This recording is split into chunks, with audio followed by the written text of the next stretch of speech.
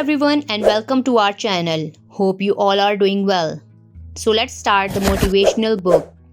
Today we are diving into our first book, The Power of Positive Thinking, written by Norman Vincent Peale. Chapter number 1, Believe in Yourself. Believe in yourself, have a faith in your abilities. Without a humble but reasonable confidence in your own powers, you cannot be successful or happy. But with a sound self-confidence, you can succeed. A sense of inferiority and inadequacy interference with the attainment of your hopes.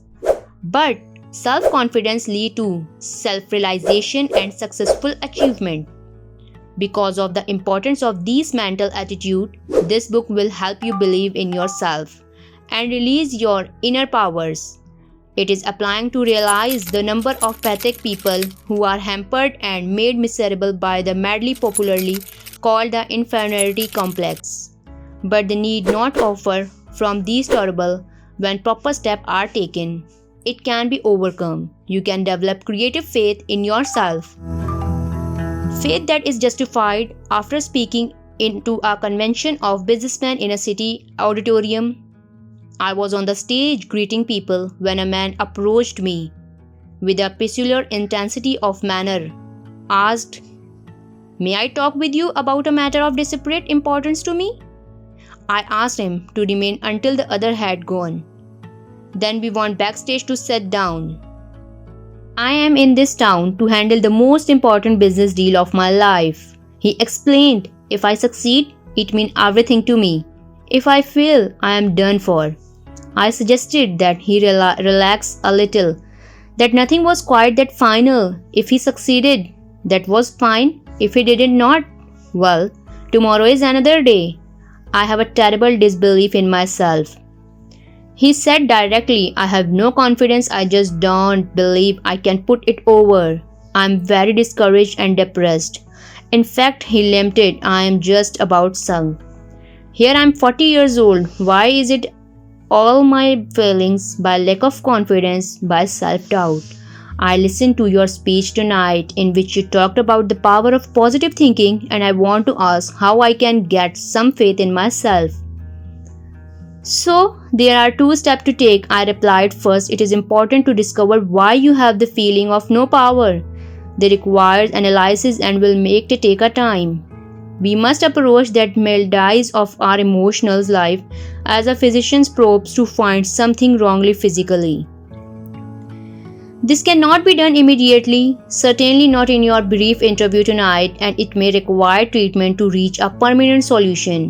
But to pull you through these immediate problem, I shall give you a formula which will work if you use it. As you walk down the street tonight, I suggest that you repeat certain words which I shall give you. Say them over several times after you get into bed.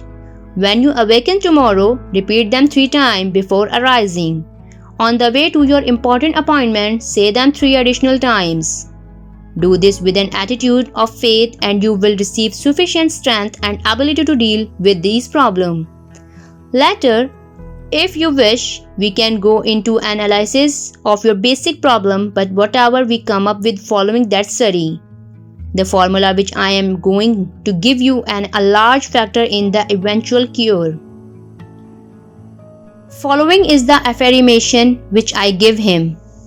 I can do all things through Christ which strengthens me. Philippians 4:13. He was unfamiliar with these words, so I wrote them on a card and had him read them over 3 times aloud. Now, follow the prescription and I am sure things will come out all right. He pulled himself up, stood quickly for a moment, then said with a considerable feeling, "Okay, doctor. Okay, doctor." I watched him square his shoulder and walk out into night. He seemed a pathetic figure, and yet the way he carried himself as he disappeared showed that faith was already at work in his mind. Subsequently, he reported that the simple formula did wonder for him and added, "It seemed incredible that a few words from this Bible could do so much for a person." This man later had a study made of the reason for his inferiority attitudes. They were cleared away by scientific conclusion by the application of religious faith. He was taught how to have faith and was given certain specific instructions to follow. These are given later in these chapters. Gradually, he attained a strong, steady, reasonable confidence. He never ceased to express amazement at the way in which things now flow toward, rather than away from him.